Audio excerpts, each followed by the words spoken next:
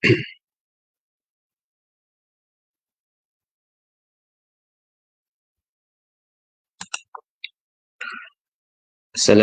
warahmatullahi taala wabarakatuh. A'udzubillahi minasyaitonirrajim. Bismillahirrahmanirrahim. Alhamdulillah wassalatu wassalamu ala Rasulillah wa ala alihi wa ashabihi ajma'in. Rabbi shrah li sadri wa yassir li amri wa hlul 'uqdatam min lisani yafqahu qawli. Subhanaka la ilma lana illa ma 'allamtana. Kim Rabbi yassir wa la tu'assir fa inna ta'sira kulli 'asir 'alaik. Sir Allahumma tammina bil khair, Allahumma tammina bil khair. Allahumma tammina bil khair bi rahmatika ya arhamar rahimin. Amma ba'd. Tuan-tuan dan tuan-tuan dan puan-puan sedang pendengar taala sekalian, alhamdulillah. Pertamanya kita rafakkan kesyukuran pada Allah Subhanahu Wa Taala pada petang ini, tuan-tuan. Alhamdulillah kita dapat bersama-sama um, meneruskan kuliah ataupun sembang santai kita dalam merujuk kepada Muhtasar Mufalah, insya-Allah. Dan alhamdulillah, pada hari ini kita dah masuk dalam 26 Ramadan. Bermakna dalam lebih kurang 4 ataupun 3 hari saja lagi kita akan menyempurnakan ibadah puasa kita ini, insya-Allah. Dan alhamdulillah, tuan-tuan, pada hari ini kita berada pada 26, dan kalau ikutkan dalam takwim hijrahnya, pada malam ini kita akan masuk dalam malam yang ke-27 dalam bulan Ramadan. Kalau kita lihat dalam perbahasan para ulama bila membincangkan tentang tarikh berkaitan dengan malam Al-Qadar ini, pelbagai pandangan yang telah dikemukakan. Walau bagaimanapun, kita dapat lihat kecenderungan dalam pandangan-pandangan tersebut untuk menyatakan bahawa malam 27 ini adalah malam yang antara malam favourite yang boleh dikatakan bahawa ini adalah malam Al-Qadar ataupun Lailatul Qadar. Dan begitulah, insya-Allah, moga-moga tuan-tuan kita akan dikurniakan malam Al-Qadar. Alhamdulillah, insya-Allah, kalau sekiranya malam ni ataupun pada malam-malam lainnya, ala kulihan, moga-moga Allah Ta'ala kurniakanlah juga kepada kita malam Al-Qadar itu, insya-Allah. Seperti biasa, terima kasih juga kepada bahagian falak dan semua maklumat Jabatan Mufti Negeri Sembilan atas ruang yang diberikan kepada kami untuk bersama bersembang atau berkongsi tuan-tuan berkaitan dengan Muhtasar Mufalak ini. Dan juga kepada tuan-tuan dan puan-puan sekalian yang mengikuti program kita secara live dan mungkin selepas ini secara rakaman oleh FB. Alhamdulillah, terima kasih banyak tuan-tuan kerana sudi bersama-sama dengan kita lah pada petang ni di saat waktu macam ni. Kalau dipostkan ni dah mendung dan buruh, tuan-tuan. Moga-moga Allah Ta'ala memberikan kebaikan pada kita dan dengan hujan yang Allah Ta'ala turun ini sebagai salah satu nikmat yang ada dalam bulan Ramadan ini. Dan sahabat kita pun ada sebut di sini, antaranya dia Ustaz Husni katakan bahawa ibu dia walaupun tengah hujan, alhamdulillah. Ibnu Syafi'i katakan Pak Ibu tak hujan saja renyai.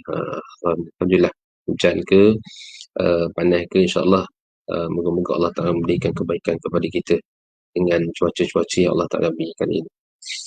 Tuan-tuan, sebelum saya masuk dalam perbahasan ataupun sambungan pada perbahasan kita ni, insya-Allah, ingin saya mohon kepada kita semualah untuk mendoakan kebaikan dan juga kesihatan kepada Tuan Guru kita Al-Fadil Ustaz Nafiah atas kata dalam 2-3 hari ini kita tidak berada dalam keadaan yang sihat. Tapi alhamdulillah hari ini pun dengan ceritanya dah keluar daripada hospital, dan tuan-tuan boleh search dalam YouTube, dah ada kuliah terbaru pagi tadi. Kuliah terbaru pagi tadi berkaitan dengan bulan puasa, dan insya-Allah saya akan highlightkan sikit dalam mukadimah nanti berkaitan dengan kuliah Fadil Ustaz Nafiah. Alhamdulillah, semangat yang cukup kuat, yang cukup hebat tuan-tuan daripada tuan guru kita, walaupun baru keluar daripada hospital dalam keadaan masih lemah lagi dan kuat dalam rakaman itu, tapi alhamdulillah masih bersemangat untuk meneruskan kuliah dalam keadaan yang juga kalau tuan-tuan tengok pun dalam gambar masih lagi lemah, tapi alhamdulillah masih lagi bergurau, masih lagi maklumat-maklumat yang ada terpahat kuat dalam ingatan beliau, yang mana dapat dikongsikan bersama, insya-Allah. Dan seperti mana yang tuan-tuan sedia maklum juga, hari ini pun masa ini pun masih lagi rendah berkaitan dengan kapal angkasa yang telah dilancarkan oleh China, yang tak tahu kat mana nak jatuh. Katanya kemungkinan akan jatuh di kawasan-kawasan yang berpenghuni ataupun di atas darat. Wallahu ta'ala alam, tuan-tuan boleh ikuti dia punya live. Dia punya kedudukan itu ada di link kan dalam banyak website berkaitan dengan astronomi, yang dijangkakan akan jatuh antara hari ini sehingga hari esok. Yang antara 2 hari inilah, yang mana kapal angkasa yang dilancarkan oleh China tu katanya lebih kurang dalam 10 tingkat bangunan besar dia. 10 tingkat bangunan besar dia, dan dia punya saki-baki daripada kapal angkasa itu akan jatuh ke bumi dan dijangkakan jatuh di kawasan darat. Dan di kawasan darat, wallahu ta'ala alam, tuan-tuan, kita doakan semoga Allah Ta'ala lindungi kita daripada segala malapetaka dan diberikan kebaikan rahmat kepada kita, insya-Allah, dalam bulan Ramadan ini. Amin. Dan sahabat kita Ibnu Syafi'i mendoakan Al-Fadhil Ustaz Nafiah bertambah sihat. Amin, amin.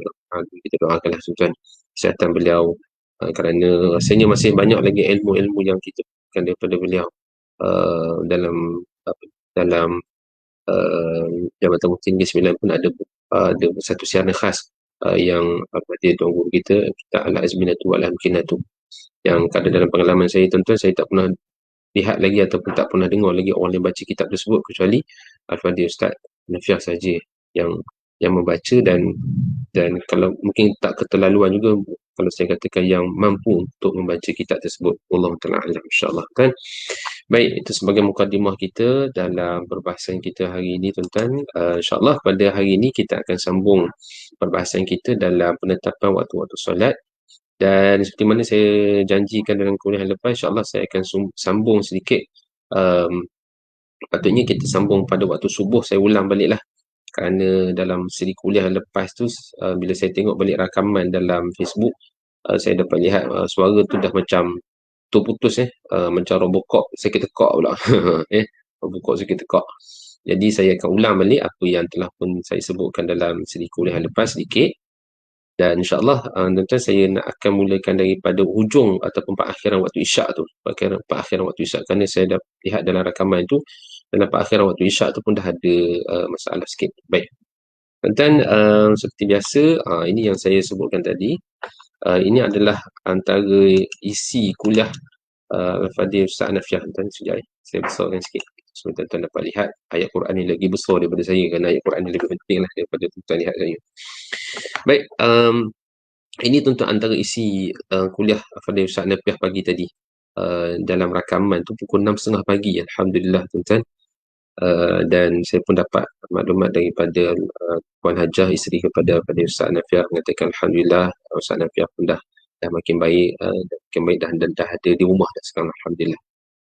Di mana dalam ayat ini saya nak berkongsilah kuliah Fadhil Ustaz Nafiah pagi tadi, di mana Allah Subhanahu Wa Taala berfirman dalam suratul Baqarah ayat 185 ini, di mana dalam ulasan yang telah diberikan oleh Fadhil Ustaz Nafiah adalah berkaitan dengan penghujung ataupun ayat yang hampir-hampir hujung dalam surah, dalam ayat ini, itu ayat 105, itu walitukmilul iddah.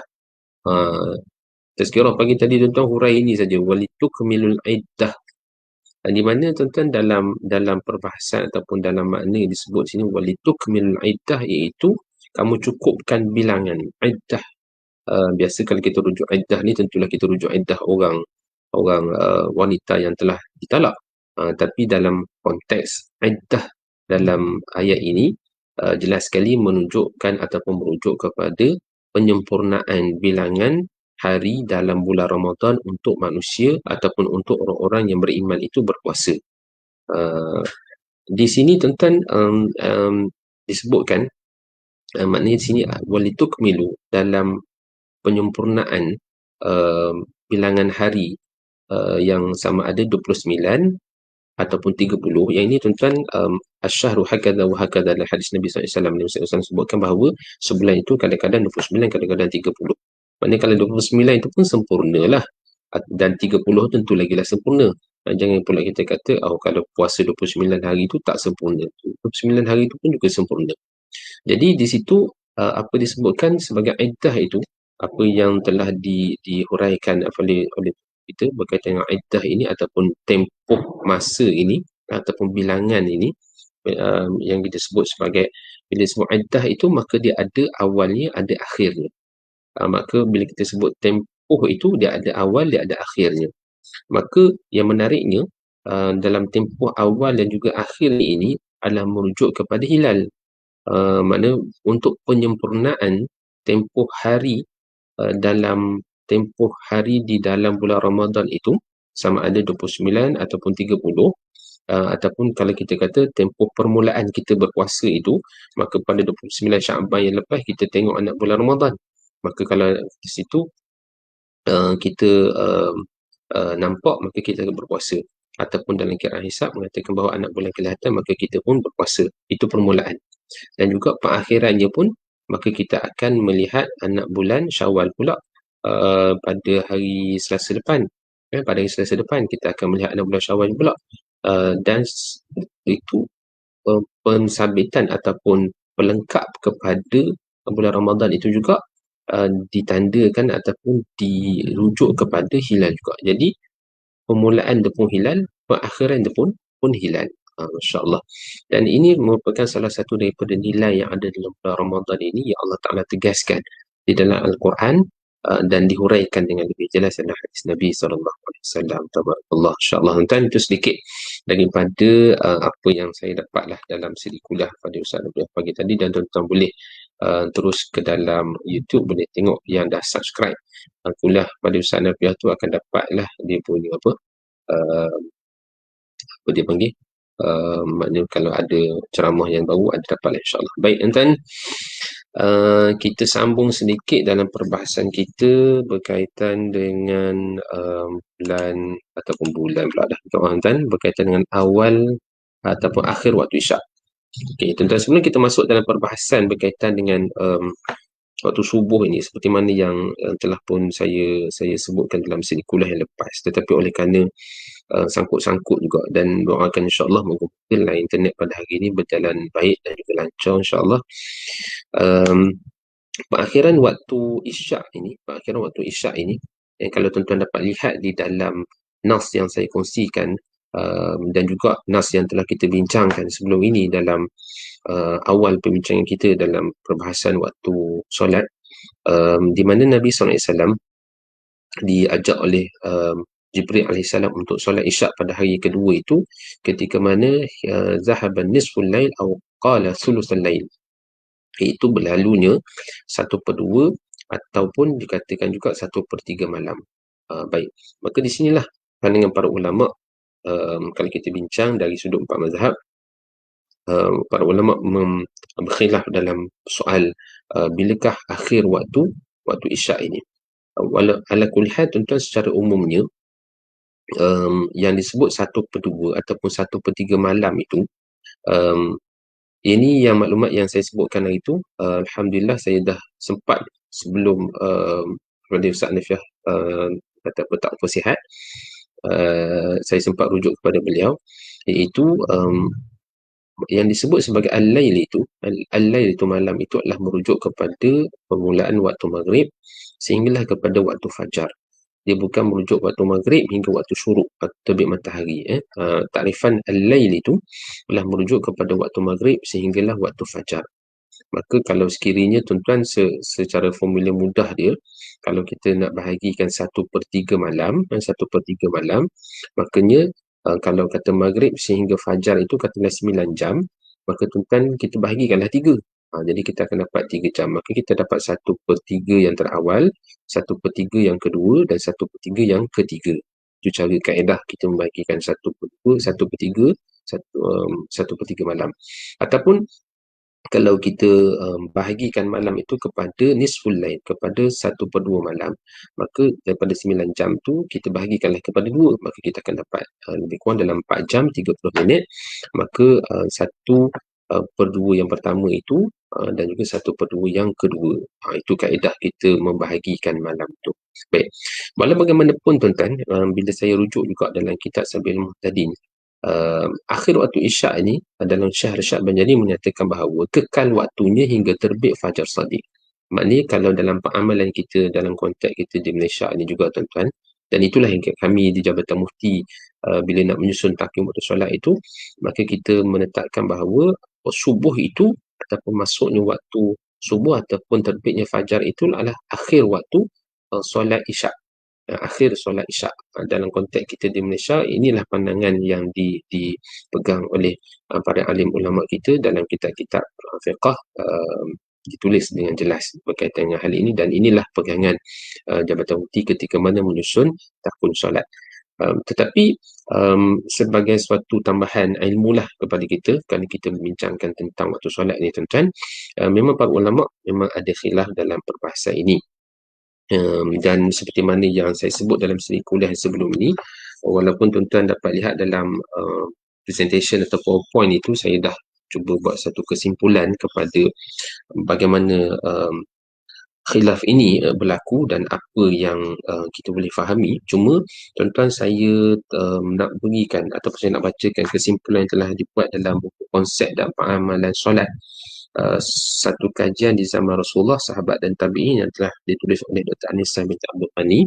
Saya rasa ini kesimpulan yang sangat baik yang telah dibuat oleh beliau, kerana ini katakan bahawa setelah menilai pendapat-pendapat yang telah dikemukakan oleh para alim ulama dalam masalah hujung waktu Isyak ini, maka disebut bahawa pendapat yang membahagikan waktu akhir solat Isyak ini kepada waktu ikhtiar dan waktu darurah itu lebih kukuh. Waktu ikhtiar maknanya sebenarnya 1/2 ke 1/3 malam ke terbit fajar itu semuanya betul. Semuanya betul. Dan hadis yang menceritakannya pun semuanya dalam hadis-hadis yang sahih. Baik. Maka kaedah yang lebih disepakati oleh para ulama, bila ada hadis-hadis yang ta'arud, yang macam kita kata bercanggah di antara satu sama lain dalam kaedah fiqah, iaitu kita menghimpunkan hadis-hadis tersebut. Kita bukan tarjih ataupun mengatakan bahawa hadis ini lebih kuat daripada hadis ini.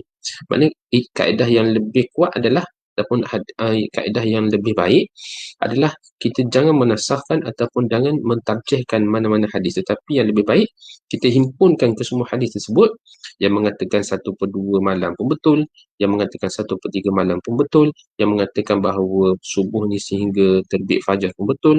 Cuma di sinilah perbahasan yang dikemukakan, iaitu sebenarnya waktu yang disebut sebagai 1/2 ataupun 1/3 malam ini adalah bahagian kepada waktu ikhtiar dan juga waktu darurah.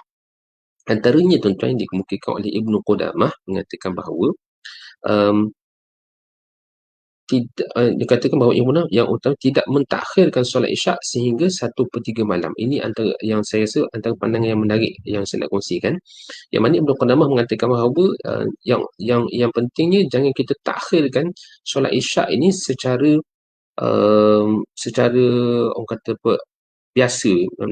Kita dah jadi seperti biat, orang kata kita takhirkan Isyak itu sehingga 1/3 malam. Kalau sekiranya mentakhirkan hingga 1/2 malam itu harus lagi. Sebaliknya, selepas 1/2 malam sehingga fajar itu adalah waktu darurah. Maknanya tuan-tuan, yang dikatakan bahawa 1/3 malam terakhir itu adalah waktu darurah. Maknanya kalau orang bangun pada pukul, katalah bangun pukul 4:30 pagi ataupun bangun pukul 5 pagi, dalam keadaan dia solat selepas dia tidur selepas maghrib, dia belum solat Isyak, maka boleh dari solat Isyak masih boleh, kerana itu adalah waktu darurah, di mana dia kena bangun dan kemudian terus solat Isyak, jangan lagi bertangguh-tangguh dan sebagainya. Itulah waktu darurah. Dan kalau sekiranya, tapi jangan dijadikan sebagai satu tabiat atau sebagai satu adat. Kalau dia dalam keadaan yang tertidur ataupun dalam keadaan yang sangat letih dan sebagainya, insya-Allah boleh. Tapi jangan jadikan sebagai satu kebiasaan, kerana melewat-lewatkan solat ini sehingga waktu darurah itu maka ada pandangan para ulama menyatakan bahawa ia adalah makruh, dia adalah haram dan sebagainya. Khuruj min khilaf mustahabun, keluar daripada khilaf itu adalah lebih baik. Maka itulah tuan-tuan, sedikit kesimpulan daripada penghujung ataupun pengakhir waktu syak seperti mana yang saya kongsikan di dalam slide ini. Allah alam, insyaAllah. Baik tuan-tuan, seterusnya kita masuk ke dalam perbahasan waktu subuh, insyaAllah. Alhamdulillah. Tuan-tuan, kita nak bincang pula tentang waktu subuh. Baik.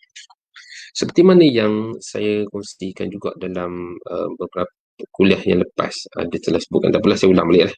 Kita kata apa, lupakanlah yang kuliah lepas. Baik. Subuh tuan-tuan, istilah yang terkenal di Malaysia bila kita sebut waktu subuh. Kalau kita tuan-tuan biasa pergi ke negara Arab ataupun di Turki dan sebagainya, mereka sebut dalam takwim subuh ni sebagai waktu fajar. Sebagai waktu fajar, ataupun tuan-tuan pergi ke Mekah ni, mereka sebut ini sebagai waktu fajar.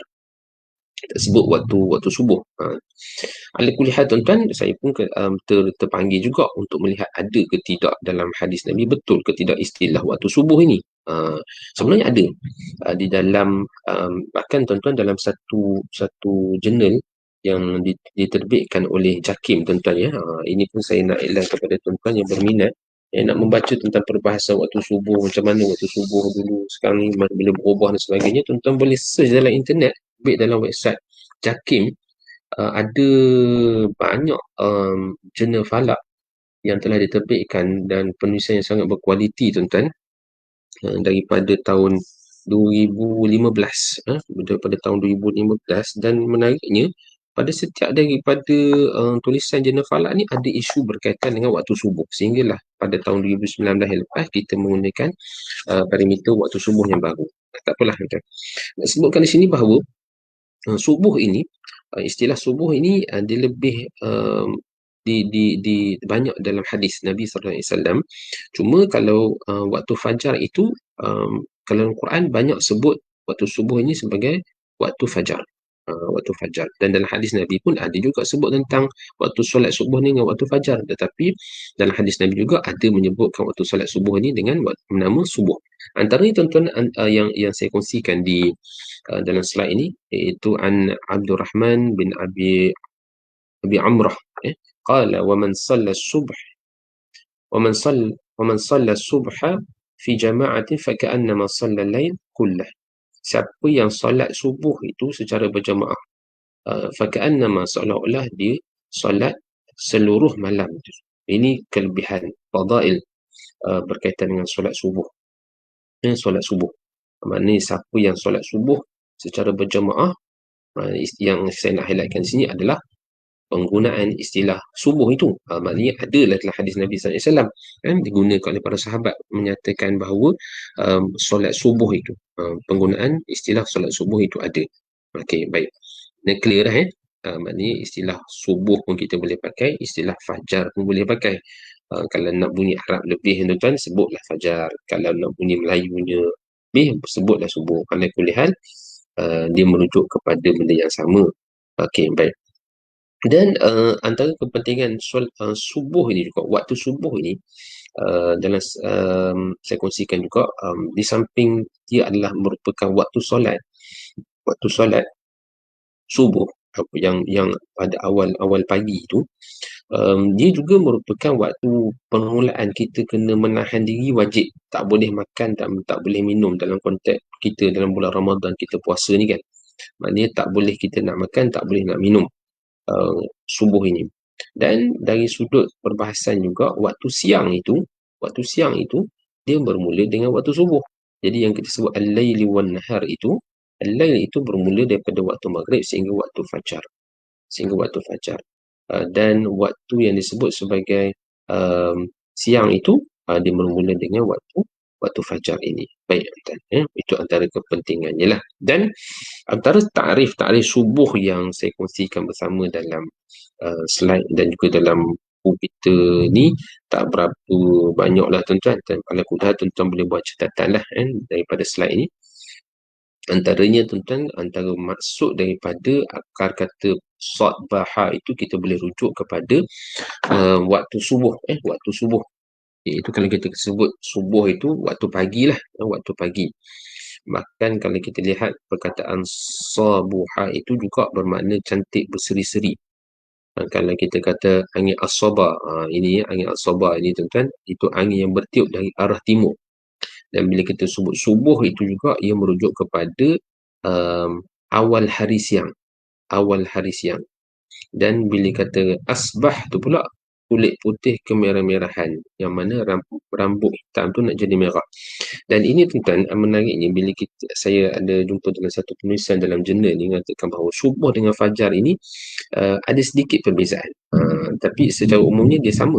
Dia kata subuh ini adalah uh, waktu yang merujuk kepada seperti mana macam kita kata awan maghrib tu dia dah merah. Suasana tu jadi merah. Sebab tu bila asbah itu kulit putih itu kemerahan orang yang kulit putih itu tapi dia nampak merah kulit tu. Itu maksud kononnya cahaya fajar pagi putih itu dah bercampur dengan cahaya merah. Maka itu disebut sebagai subuh. Itu dari sudut taksiran ataupun dari sudut bahasa tuan-tuan saya sudut bahasa baik. Dan dari sudut istilahnya pula Syarsyad Banjir dalam kitab Sabil Muhtadin menyatakan bahawa subuh ini merujuk kepada apa? Merujuk kepada terbitnya fajar sadiq, iaitu garis yang putih melintang ia pada tepi langit masyrik. Iaitu daripada benderang cahaya matahari tak kala ia hampir kepada tepi langit. Ini ada tuan-tuan boleh rujuk, saya lupa tadi, minta maaf, pada halaman 75 dalam buku Mukhtasar ini. Itu terbit fajar sadiq, iaitu garis yang putih melintang ia pada tepi langit masyrik, iaitu daripada benderang cahaya matahari tak kala ia hampir kepada tepi langit. Baik. Dalam teks asalnya tuan-tuan, dalam kitab Sabil Muhtadin yang saya rujuk tuan-tuan, dia tidak tulis garis tetapi dia tulis goris. Ada waw kat situ tuan-tuan. Wallahu a'lam dah. Mana kalau ada waw tu dibaca dengan goris lah, bukan garis. Tetapi dalam ni tuan-tuan kami ubah daripada goris kepada garis. Tapi kalau tuan-tuan rasa goris tu lebih tepat, tuan-tuan catatlah dalam buku ni yang garis tu dalam kurungan goris. Maknanya disebut di sini bahawa terbitnya fajar itu disebut fajar sadiq, iaitu garis yang putih melintang. Garis yang putih melintang pada tepi langit masyrik, iaitu pada tepi langit timur, iaitu daripada benderang cahaya matahari tak kala ia hampir kepada tepi langit. Ini tuan-tuan saya tengok dalam buku Pak Selamat Hambali, dia tulis bahawa fajar ini bukanlah matahari. Maksudnya terbit fajar itu, terbit matahari itu benda yang sangat berbeza. InsyaAllah nanti kita akan hurai dalam perakhiran waktu subuh ni. Okey, baik. Dan tuan-tuan, kita pergi pada slide yang selanjutnya. Bila kita sebutkan tentang ini, menariknya juga kerana di dalam ayat Quran berkaitan dengan waktu kita berbuka ataupun kita nak menahan diri daripada mula kita nak berpuasa, merujuk kepada surah Al-Baqarah ayat 187 ini, di mana Allah Ta'ala berfirman, a'udzubillahi minasyaitonir rajim, wa kulu washrabu hatta yatabayyana lakumul khaytul abyadu minal khaytil aswadu minal fajr thumma atimmu siyama ilal lail. Baik, dalam perbahasan ini tuan-tuan menarik adalah kerana dalam ayat ini Allah Ta'ala menggunakan perkataan hatta yatabayyana lakumul khaytul abyadu minal khaytil aswad, iaitu tuan-tuan boleh rujuk juga dalam buku kita halaman 76, sehingga makan dan minumlah sehingga terang bagimu benang putih khaytul abyad minal khaytul aswad, daripada benang hitam. Baik, dalam tafsir Ibn Kathir ada menceritakan bahawa ketika mana hadis ayat ini turun, pada mulanya setakat khaytul wa kulu washrabu hatta yatabayyana lakum al-khaytul abyad min al-khaytul aswad, takat tu je dulu. Maka disitulah tuan-tuan kemudian ada para sahabat seperti mana yang saya kongsikan dalam hadis ini, ataupun tuan-tuan boleh rujuk dalam kitab tafsir yang lain juga, menceritakan bagaimana seorang sahabat namanya Adi bin Hatim, yang mana dia memahami kepada zahir ayat ini khaytul, sehingga jelas kepada kamu benang putih daripada benang hitam. Maka ketika itu beliau pun, sahabat ini, telah mengambil benang putih dan benang hitam. Maka ketika itu dia telah meletakkan, disebut tahta wisadati, dia telah letak di bawah bantalnya itu. Dan setiap kali dia bangun dari tengah-tengah malam, fanzur ilaihima, maka dia pun melihatlah kepada benang putih dan benang hitam itu, sehingga menyebabkan fala yatabayyan, mana tak jelas kepada aku yang mana putih yang mana hitam, sehinggalah subuh-subuh hari itu beliau telah menghadap ataupun berjumpa dengan baginda Nabi sallallahu alaihi wasallam, menceritakan tentang hal tersebut. Maka dalam hadis itu, fa akhbartuhu, maka Adi bin Hatim dia cerita kepada baginda Nabi sallallahu alaihi wasallam. Maka Nabi sallallahu alaihi wasallam tersenyum melihat kepada uh, um, sahabat yang nama Adi bin Hatim ini. Maka Nabi sallallahu alaihi wasallam mengatakan, qala innaka la'aridul qafa. Yang saya rujuk tentang aridul qafa ni, kita kata apa ya, bahasa kita kata macam macam luruh benda lah, luruh benda menurut kamu ni. Yang disebut sebagai benang putih daripada benang hitam itu, um, disebut bayadun nahar wa sawadul lail. Yang disebut sebagai cahaya putih siang dan cahaya hitam malam. Sebenarnya benang putih benang hitam itu sebagai satu metafora, ataupun kita sebut sebagai tashbih, ataupun kita sebut sebagai pelambangan. Itu maksud dia. Dan kemudian ayat ini tuan-tuan, surah Al-Baqarah 187, kemudian barulah turun ayat minal fajr. Jadi baru tu boleh jelas maknanya, hatta yatabayyan lakum al-khaytul abyad minal khaytul aswad minal fajr. Minal fajr. Itu tu merujuk dalam Ibn Kathir, di mana selepas daripada itu, okey, barulah clear, barulah jelas apa yang dimaksudkan dengan benang putih benang hitam itu sebenarnya adalah minal fajr, daripada fajar, daripada fajar. Okey, baik. Jadi jelas juga di sini maknanya menunjukkan bahawa subuh yang kita nak bincang, fajar yang kita nak bincang ini adalah, antara tandanya adalah garisan putih. Sahabat kita kata garis putih sama juga sebutan benang putih. Sebahagian baik, alhamdulillah. Terima kasih. Maknanya garis putih itu adalah seumpama benang putih yang kita dapat lihat di kaki langit, ataupun di ufuk di sebelah timur. Kalau tuan-tuan tengok balik tarifan yang telah dikemukakan oleh Syekh Asyad Banjari, disebut garis yang putih melintang. Maknanya dia melintang. Kalau melintang itu, kalau tuan-tuan balik daripada timur ke barat lah, di tepi langit masyrik, mana kita dapat lihat di sebelah timur itu menerang cahaya matahari. Itu maknanya tanda bahawa cahaya matahari ataupun matahari nak terbit dah. Dan putihnya itu asalnya daripada cahaya matahari yang nak timbul. Ketika mana cahaya matahari itu sudah berada di tepi langit. Baik, tuan, insya-Allah. Baik, tuan-tuan yang ada buku, buka ke surat halaman 77, dan di situ tuan-tuan dapat lihatlah gambaran bagaimana apa yang disebutkan sebagai matahari berada bawah, di rendah di bawah ufuk, tuan-tuan. Cuma ini buku lama. Buku ini tuan-tuan kami dah terbitkan pada penghujung tahun 2019 tu, dah sampai tu. Jadi ketika mana peristiwa ataupun perubahan yang berlaku waktu subuh itu, maka buku ni dah diterbitkan. Jadi kalau tuan-tuan dapat sikit buat catatan di dalam halaman 77 itu, yang negatif 20 darjah di bawah ufuk, tuan-tuan boleh letakkan dalam kurungan, ataupun macam mana pun nak letak, tulislah tuan-tuan, tulis itu minus ataupun tolak 18 darjah. Yang dalam konteks kita di Malaysia hari ini adalah kita merujuk kepada nilai 18 darjah. Sama juga tuan-tuan pada huraian kepada darjah tersebut, Rajah menunjukkan kedudukan matahari di bawah ufuk barat. Dalam hisab falak, matahari berada bawah minus 18 darjah ketika matahari berada di bawah ufuk sebelum ia terbit. Ini dalam konteks kita di Malaysia, tuan-tuan. Nanti insya-Allah saya akan huraikan sedikit. Baik. Tuan-tuan, buka halaman 78. Ini perbahasan lanjut kita berkaitan dengan fajar. Oleh kerana yang tadi Syekh Asyad Banjari dah sebut bahawa subuh itu adalah fajar sadiq. Dan fajar sadiq.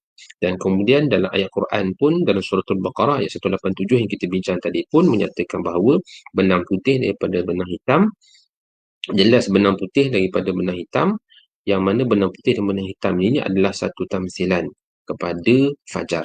Baik, persoalannya, apakah dia fajar? Apakah dia fajar?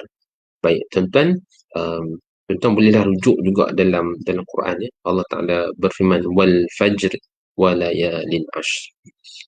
Maka disebut bahawa fajar ini dari sudut bahasanya adalah permulaan ataupun terpancar. Maknanya kalau kita dapat lihat di sini, permulaan apa? Permulaan hari siang. Terpancarnya cahaya matahari yang mula kelihatan pada hari siang. Okay. Dalam sudut istilahnya, fajar ini ialah pancaran serakan cahaya matahari yang berada di bawah ufuk. Maknanya kalau kita lihat pancaran cahaya, pancaran serakan cahaya matahari. Maknanya kalau nak lihat di sini bahawa dia bukan sampai lagi ke apa ni, cahaya itu, tetapi dia meresap masuk daripada cahaya matahari itu dan dapat dilihat di bawah ataupun di sebelah ufuk timur itu, di bawah ufuk timur itu. Dan dinamakan fajar sadiq kerana bertujuan membezakan dengan fajar kadhib. Baik tuan-tuan, dalam hadis Nabi yang saya kongsikan dalam slide ini, tuan-tuan boleh rujuk juga bahawa baginda Nabi sallallahu alaihi wasallam, hadis ini diriwayatkan daripada Ibnu Abbas radhiyallahu anhu, daripada Imam Hakim dan juga Imam Baihaqi, merujuk bahawa al-fajru fajran. Fajar ini rupanya dia ada dua. Dia ada dua. Macam mana kita boleh kata satu fajar sadiq, satu fajar kadhib? Sebenarnya fajar ni ada dua. Yang pertama, fajar dikatakan yang mengharamkan makan dan menghalalkan solat. Yuharrimu fihi tu'am wa tuhillu fihi salah. Fajar yang mengharamkan kita makan dan menghalalkan solat. Dan yang kedua disebut fajar tuharrimu fihi salah, ay salatul fajr, wa yuhillu fihi ta'am, dan dia menghalalkan untuk kita makan. Baik.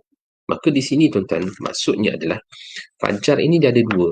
Fajar yang disebut dalam hadis ini, fajar yang pertama ini, bila kita nampak fajar ini, ya, ketika itu bagi orang yang berpuasa, maka yuharrimu fihi ta'am. Dia kena berhenti makan. Tak boleh makan. Haram dia makan dalam bulan Ramadan ni selepas daripada fajar itu.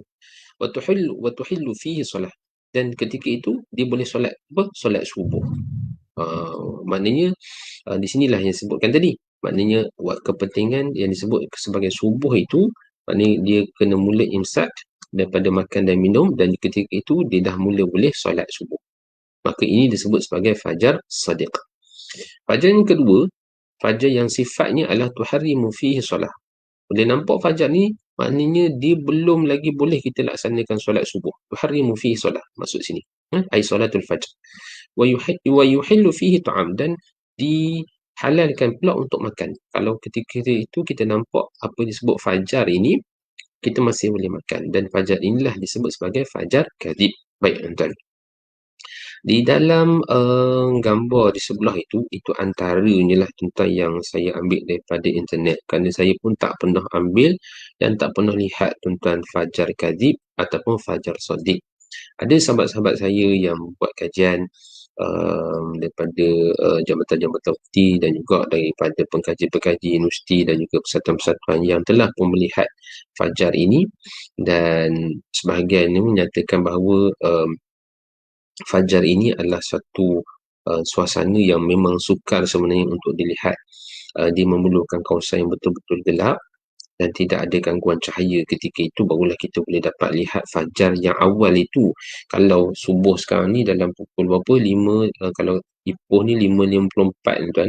Kalau habis sembahyang subuh tu dah keluar pukul 6 subuh, 6.30 tu, tuan-tuan dah dapat lihat putih dekat ufuk tu, itu dah tinggi, sangat tinggi benar lah dia punya fajar itu. Yang kita nak lihat ni yang awal tuan-tuan, yang ada dekat kaki langit itu. Yang ada dekat kaki langit itu yang kita nak tentukan bila masuknya waktu subuh tu. Okay. Dan dalam buku kita ni insya-Allah disebut fajar kadhib. Kita huraikan dulu apa disebutkan dengan fajar kadhib itu. Fajar kadhib itu tuan-tuan tengok dalam gambar tu yang sebelah atas tu, yang melonjak naik ke atas itu. Melonjak naik ke atas itu disebut fajar kadhib. Yang di bawah itu, yang slow and steady itu tuan-tuan, itu sebut fajar sadiq. Fajar sadiq. Baik. Fajar kadhib disebut sebagai fajar awal, disebut fajar permulaan. Kerana dia keluar terlebih dahulu daripada fajar sadiq. Walaupun dia ni kadhib, walaupun dia ni fajar yang kata apa, palsu, fajar yang palsu, tetapi dia keluar awal. Dia keluar awal. Kenapa dinamakan fajar palsu? Kerana dia ada sekejap je. Orang duk sangka, oh maksudnya dah masuk, dah nampak dah fajar. Tiba-tiba bila orang tunggu-tunggu balik, hilang. Dia sifat fajar kadhib ini, dia kelihatan dan kemudian dihilang balik. Bentuknya itu tuan-tuan disebut sebagai seperti Zanabu Sirhan, seperti ekor serigala. Seperti ekor serigala. Disebut bahawa apa? Garis putih lagi panjang, dalam buku kita ni tuan-tuan rujuk, garis putih lagi panjang berdiri pada bujur langit seperti ekor serigala. Maknanya kalau kita lihat garis putih itu, dia ini pun tuan-tuan, saya ambil apa yang disebut dalam kitab Sabil Mu'tadin, dia tak sebut garis, dia sebut goris. Goris putih lagi panjang, maknanya dia tegak, tuan-tuan. Tegak pada bujur langit. Bujur langit ni kalau kita lihat merujuk kepada garisan utara selatan lah, garisan utara selatan. Seperti ekor serigala, seperti Zanabu Sirhan. Sirhan ini adalah merujuk kepada serigala. Maknanya saya pun tak pernah tengok ekor serigala tu. Tapi kalau begitulah pelambangan yang dibuat oleh para ulama dalam hadis Nabi SAW juga, dan dihuraikan oleh para ulama, bentuknya itu adalah seperti ekor serigala. Ekor serigala. Baik. Dari sudut fiqh pula, fajar awal ini merujuk kepada sebenarnya bukan lagi waktu subuh, tetapi ia adalah waktu sahur. Maknanya tuan-tuan, dalam konteks kita pada hari ini, bulan Ramadan ni, waktu inilah kita akan bangun untuk bersahur. Waktu bersahur, maknanya sebelum daripada waktu subuh itu. Dengan masyarakat Melayu, istilah ini lebih terkenal dengan waktu makan sahur, kerana waktu inilah orang yang bersahur akan bangun lazimnya untuk kan sebelum dia berpuasa. Walaupun hari ni ada juga orang sahur pukul 12 malam. Ada orang sahur pukul 10, ada orang sahur pukul tak apalah tuan-tuan, sahur awal. Ala kulli hal tuan-tuan, yang terlebih baiknya sahur ini adalah dilewatkan. Sebelum sampai masuknya waktu subuh itu, kita berhenti makan, ataupun dalam konteks dalam takwim kita ni ada imsak. Waktu imsak itu 10 minit daripada waktu subuh itu. Dalam ruang lingkup ibadat tuan-tuan yang lebih luas, tidak melibatkan saja tentang perbahasan waktu berpuasa, maka waktu yang disebut sebagai waktu sahur ini juga adalah waktu yang sangat mustajab. Kalau waktu-waktu lain kita tidak sahur tuan-tuan, waktunya adalah waktu yang mustajab untuk kita banyak-banyakkan istighfar, banyak-banyakkan berdoa, banyak-banyakkan baca Quran. Ini tuan-tuan apa yang telah dihuraikan oleh guru kami juga, Fadil Ustaz Nafiah, yang sebut bahawa waktu sahur ini adalah waktu yang sangat mustajab untuk kita berdoa kepada Allah Subhanahu Wa Taala. Baik.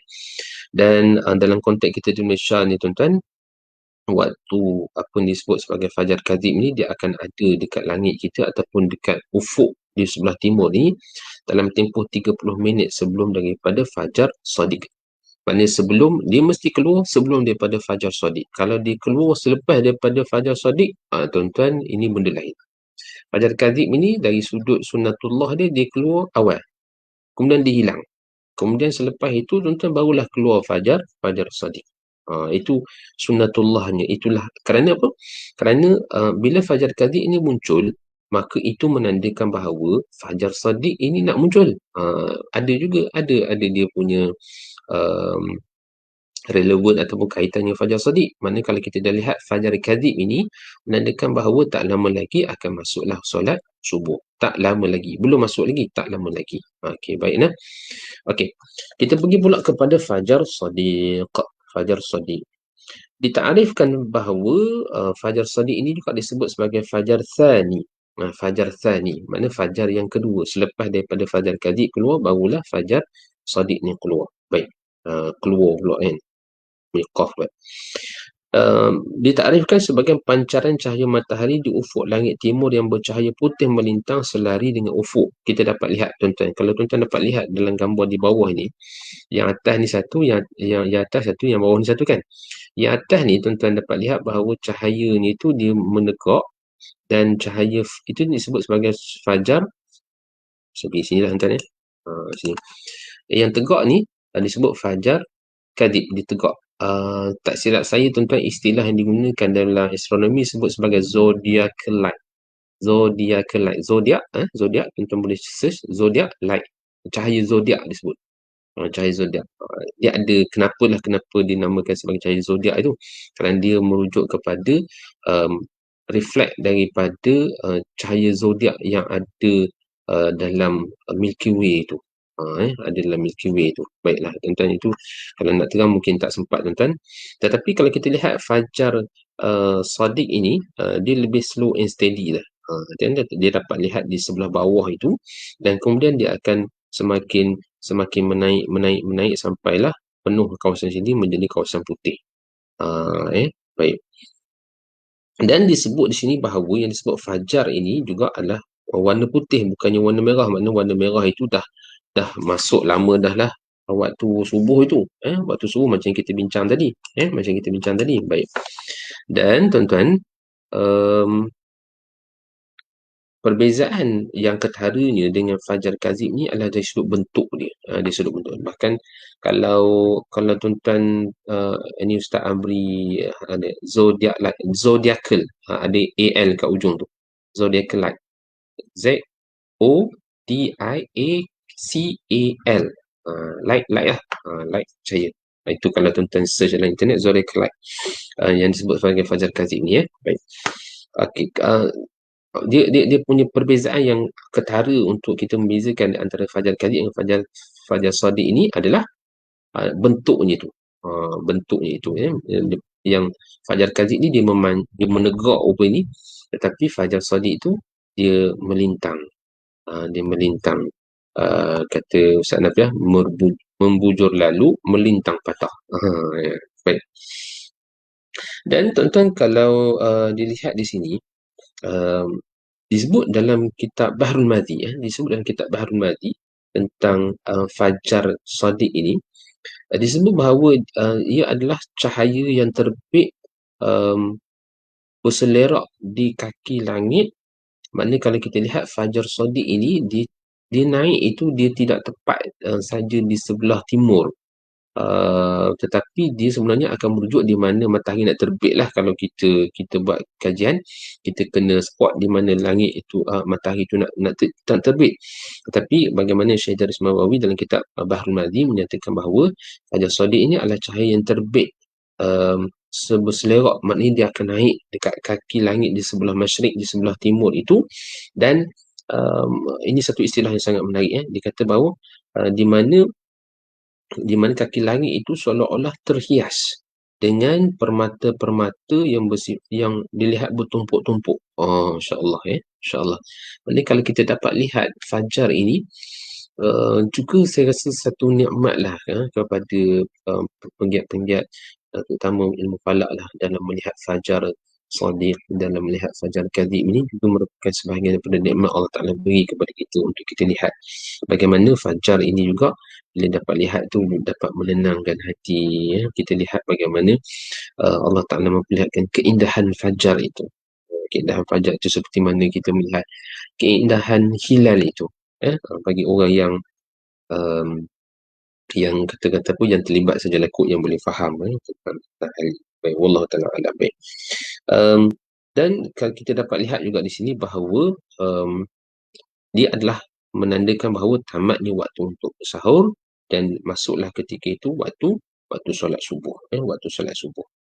Dan dalam konteks kita di Malaysia, tuan-tuan, saya rujuk pada halaman 78. Saya rujuk pada halaman 78 tu. Waktu solat subuh ini, fajar shadiq ini akan kelihatan dalam lingkungan 1 jam setengah sebelum matahari terbit. Ini dalam kita kata satu formula umum sajalah, tuan-tuan, yang boleh berubah mengikut pada musim, mengikut pada masa hari apa kita buat sarapan dan sebagainya. Tapi lebih kurang dalam 1 jam 30 minit selepas sebelum matahari terbit. Yang mana ia adalah merupakan alamat ataupun tanda bahawa matahari ini akan terbit. Jadi tuan-tuan, ini adalah sebahagian daripada subuh ni ataupun fajar ini adalah tanda bahawa matahari nak terbit. Jadi ini kalau dalam kuliah dengan Ustaz Nafiah, tuan-tuan,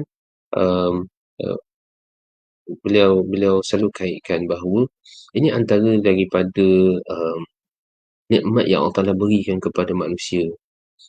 seringkali bila Allah Ta'ala nak berikan kepada kita suatu benda itu, maka Allah Ta'ala akan beri dalam bentuk tanda dulu, ataupun alamat-alamat. Kalau sekiranya kita contoh seorang itu nak menemui ajalnya, maka dia ada alamatnya, dia ada tandanya itu. Kalau sekiranya orang tu nak sakit, dia ada alamatnya, dia ada tandanya itu. Allah Ta'ala dengan sifat kasih sayang itu, Allah Ta'ala tak beri secara tiba-tiba. Bahkan kiamat itu juga ada disebut asyaratus sa'ah, itu ada rangkaian tanda-tanda kiamat yang cukup banyak, yang besar, yang kecilnya. Maknanya tak datang begitu saja. Apa saja dalam hidup kita ni, tuan-tuan, maka akan ada alamat-alamat. Cuma persoalannya adalah sama ada kita alert ataupun kita perasan, ataupun kita ambil ibrah daripada pengajaran ataupun tidak daripada alamat-alamat itu. Itu masalahnya, itu persoalannya. Kita contohnya bila ada suatu, kita kata dia timpa musibah, wallahu ta'ala alam, na'udzubillah min dzalik. Kadang-kadang musibah itu Allah Ta'ala dah beri alamat kepada kita.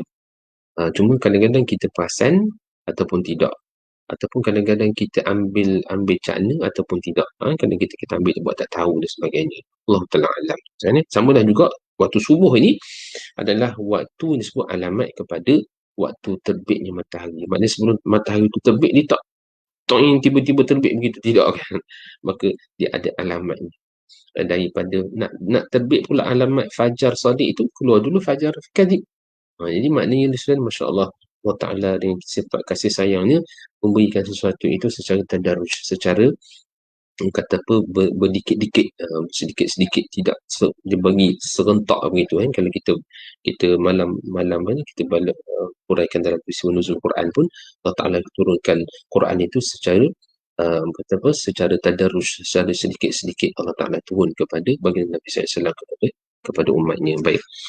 Cuma tuan-tuan, saya nak tambah sedikit daripada apa yang juga diajar oleh Fadil Tuan Guru kita, Ustaz Nafiah, tentang tanda-tanda.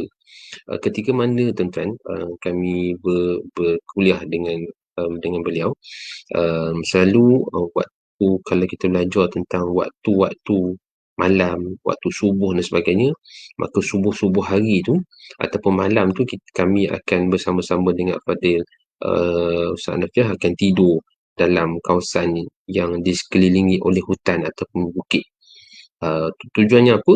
Tujuannya subuh nanti ni, sebelum subuh tu, semua akan dikejutkan untuk melihat sendiri bilakah apa yang disebut sebagai terbitnya fajar kadhib ataupun fajar sadiq itu. Dan selalunya tak nampak. Selalunya tak nampak fajar kadhib ataupun fajar sadiq itu.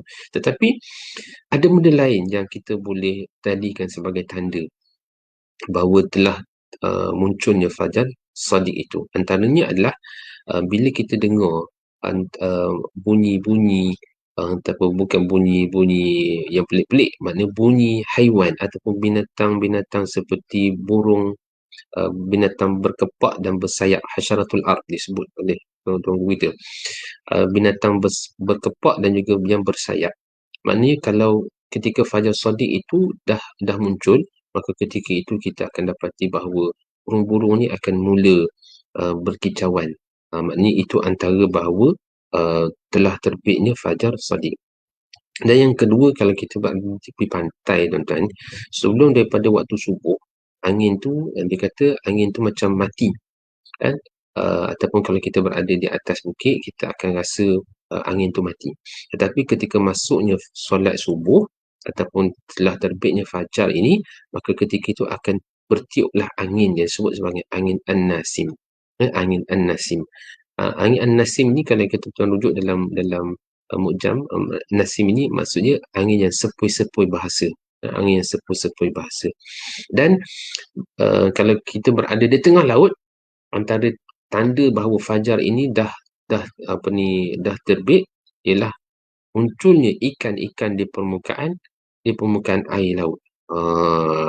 Ini juga merupakan ujian. Nak sembahyang subuh ke nak nangkap ikan? Dua-dualah. Baik. Itu tuan-tuan, insya-Allah. Okey. Kita pergi pada slide seterusnya, tuan-tuan. Okey. Ini tuan-tuan antara isu yang saya nak kaitkan juga tentang kalau tuan-tuan merujuk halaman 79 ini, masih lagi kami menggunakan nilai 20 itu. Okey, baik.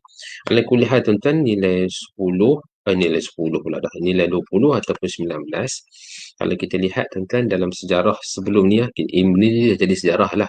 Kerana kita dapatkan nilai yang seragam dah hari ni. 20 ni adalah keseluruhan negeri di Malaysia kecuali Kelantan menggunakan nilai 19. Dia punya asal usul dia hampir lebih kurang sama dalam perbahasan solat isyak yang tuan-tuan dah sama-sama lihat hari itu. Baik. Maknanya kalau kita lihat ketika matahari berada di bawah ufuk dalam lingkungan 20 darjah, dulu kita mengatakan bahawa di sini dah masuk dah waktu subuh. Dan dalam konteks ni Kelantan, kena tunggu 1 darjah lagi naik atas, dah sampai 19 darjah, baru masuk subuh. Maknanya beza kita dengan Kelantan ketika itu dalam lingkungan 4 minit lah. Baik, ala kulihan tuan-tuan, kita jangan pelik pula kita kata siapa pula berlaku perbezaan ini. Sebenarnya tuan-tuan, tidaklah pelik kerana secara jelas dalam hadis Nabi SAW, dalam Quran sebut bahawa subuh itu ditandakan dengan fajar. Tetapi kita nak tentukan dari sudut hisab, dari sudut kiraan, kedudukan matahari itu di bawah ufuk, bilakah terbitnya fajar. Maka di situ sebenarnya dalam kajian-kajian, contohlah yang saya nak kongsikan di sini, contoh dalam jurnal yang saya sebutkan tadi, dalam tulisan yang telah dibuat oleh sahabat kami Fadil, Tuan Guru kita Fadil Ustaz Hardi, yang mengkaji tentang antaranya waktu-waktu solat dan termasuklah waktu isyak dan waktu subuh, mengatakan bahawa nilai parameter ataupun sudut subuh ini sebenarnya memang berbeza di kalangan para ulama'. Dia merupakan satu khilaf di kalangan ulama' falak itu sendiri. Ada yang menggunakan nilai 20, ada menggunakan nilai 19 contohnya. Ada yang sampai menggunakan nilai 15 darjah. Itu kalau kita lihat dalam konteks ulama'-ulama'. Dalam konteks negara-negara Islam pada hari ini pun sebenarnya berbeza-beza. Kalau kita lihat dalam bab catatan tuan-tuan, yang digunakan oleh Muslim World League, menggunakan nilai 18 darjah. ISNA, bukan ISNA Thalatha wa Ruba' ni. ISNA ni satu pertubuhan di US, menggunakan nilai 15 darjah. Egyptian Survey, dia punya satu nilai yang digunakan oleh satuan surveyor di Egypt, di Mesir, menggunakan nilai 19.5 darjah. Muqra menggunakan nilai 19 darjah. Universiti Islam Karachi menggunakan nilai 18 darjah. Jadi tuan-tuan, katakan bahawa ini bukan satu benda yang pelik lah. Dalam konteks kita di Malaysia pada hari, nilai yang terkini yang kita pakai adalah nilai 18 darjah. Jadi tuan-tuan, dalam buku ni tuan-tuan boleh padam nilai 20 itu menjadi nilai 18. Itu yang lebih tepat dalam konteks kita pada hari ini. Dan kalau kita ambil daripada jarak zenit tuan-tuan, nilainya bukan lagi 110, nilainya adalah 108 darjah. 108 darjah. Baik tuan. Okey. Okey. Jadi cuma sini tuan-tuan saya kongsikan pula perbahasan berkaitan dengan akhir waktu subuh. Sekejap tuan. Akhir waktu subuh. Okey, akhir waktu subuh adalah disebut sebagai terzahirnya bulatan matahari sebelah atas di ufuk langit timur. Kalau tuan-tuan rujuk dalam kita ni halaman 79 terzahir ataupun terbit sebahagian bulatan matahari sebelah atas di ufuk langit timur. Dia kontra lah dengan maghrib. Maghrib tu terbenam, ini terbit. Ini terbit. Maknanya kalau kita lihat dalam konteks kita di Malaysia, takrifan kepada waktu habisnya waktu subuh ini yang terbit matahari ketika mana bulatan matahari sebelah atas tu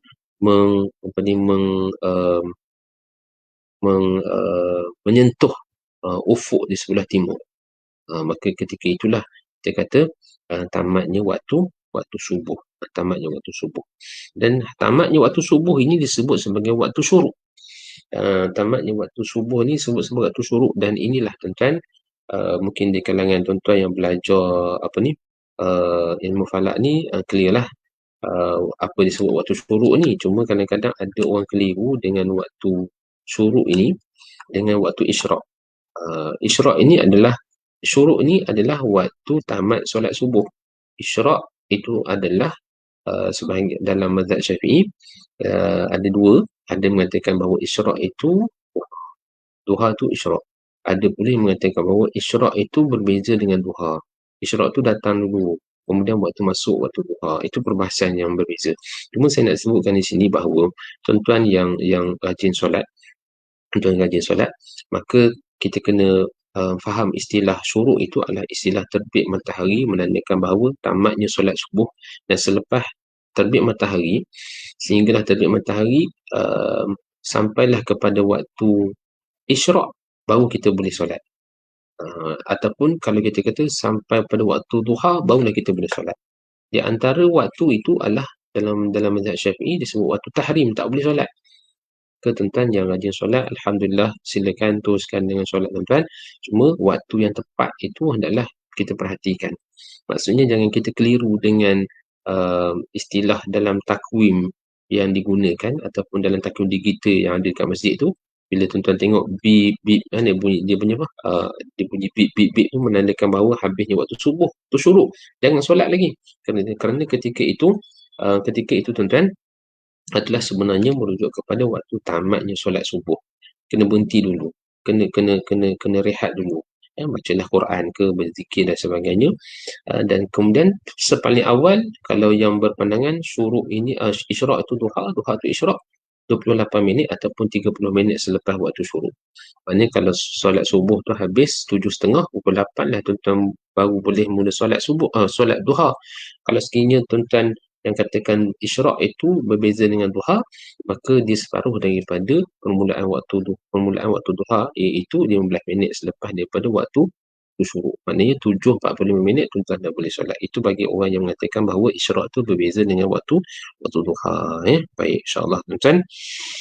Baik, alhamdulillah, kalau ikutkan waktu kita pun dah sampai pada penghujungnya. Alhamdulillah tuan-tuan, terima kasih banyak kepada tuan-tuan yang mengikuti kuliah kita ni daripada awal sehingga akhirnya. Terima kasih banyak petang-petang ini kerana berikan komitmen yang sangat tinggi untuk kita sama-sama menemani saya tuan-tuan berkuliah ataupun berceloteh tuan-tuan pada petang ni. Alhamdulillah kita dah tamatkan perbahasan berkaitan dengan penentuan waktu solat. Lepas ini kita akan masuk pula dalam tajuk baru, iaitu berkaitan dengan penentuan arah kiblat, insya-Allah. Dan kesempatan yang ada ini, kita dah berada pada hari yang ke-26 dari bulan Ramadan. Maka pertamanya saya nak ingatkan diri saya kepada kita semua untuk mengemahkanlah segala bentuk ibadat kita dalam tempoh yang berbaki ini 3 ataupun 2 hari saja. Maaf, 4 ataupun 3 hari saja lagi, insya-Allah. Kita masih berada di bulan Ramadan, dan sebabnya tuan-tuan pada malam ini, malam 27, esok pula cuti, maka doakanlah kita semua Allah Ta'ala berikan kekuatan untuk kita menghidupkan malam 27 ini, sama ada malam ini ataupun malam-malam lain itu adalah malam Al-Qadar. Allah Ta'ala alam, Allah Ta'ala saja lebih mengetahui, insya-Allah tuan-tuan. Maka kita pilihlah, yang pentingnya tuan-tuan, kita cuba hidupkan. Sepaling kurangnya para ulama kata apa, kita solat jemaah isyak, solat jemaah subuh itu, mana dah dikira dapat menghidupkan malam Al-Qadar itu. Tambah lagi kalau kita selangi pula dengan tarawih, selangi pula dengan qiyamul lail dan sebagainya, insya-Allah. Moga-moga tuan-tuan Allah Ta'ala berikan baik. Sahabat kita Al-Fadhil Ustaz Amri, pandangan lebih rajih waktu duha ke waktu isyraq? Dalam mazhab Syafi'i dua-dua ada pandangan tersebut. Dalam kitab Sabil Muhtadin, dalam kitab Matlaq' Badrin, menyatakan bahawa isyraq itu berbeza dengan waktu duha.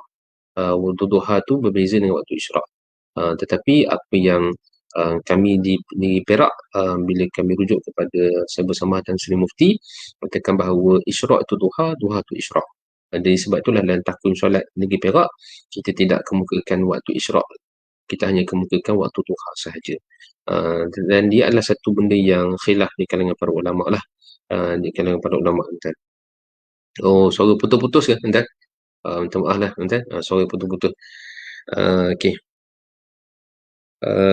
Jadi saya ulang balik apa yang Ustaz Amri sebutkan tanya tadi, yang mana lebih rajih. Kedua-duanya ada dalam pandangan dalam mazhab Syafi'i.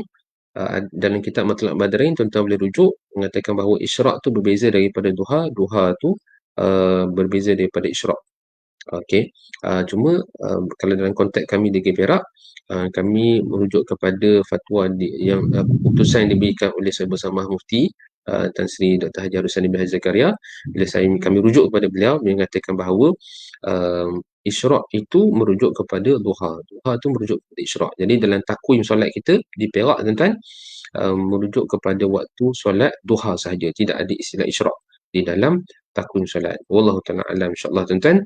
Saya dah ambil masa yang agak lebih daripada yang ditetapkan.